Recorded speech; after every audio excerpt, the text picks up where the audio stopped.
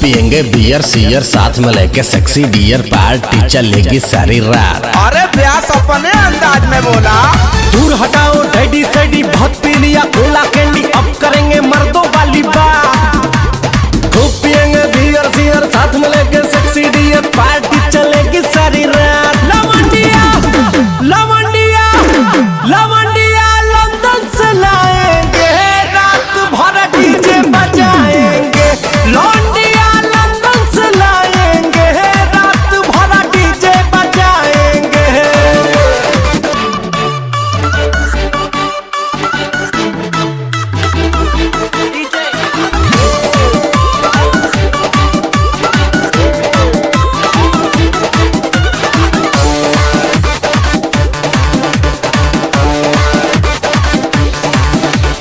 रजनी के स्टाइल में सिगरेट जलाएंगे, धुएं का छल्ला बनाकर उड़ाएंगे। रजनी के स्टाइल में सिगरेट जलाएंगे, धुएं का छल्ला बनाकर उड़ाएंगे। लवंडिया लवंडिया लवंडिया लंदन से लाएंगे, रात भर डीजे बजाएंगे।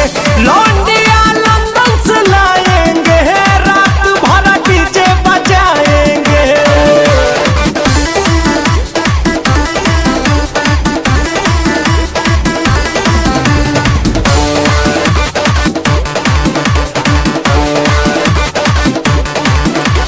अंग्रेजी बेबी को देसी पिलाएंगे, भोजपुरिया गानों पे ठुमका लगाएंगे। अंग्रेजी बेबी को देसी पिलाएंगे, भोजपुरिया गानों पे ठुमका लगाएंगे।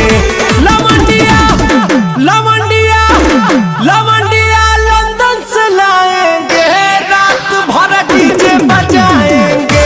लौंडिया लंदन से लाएंगे, रात भर डीजे बजाएंगे।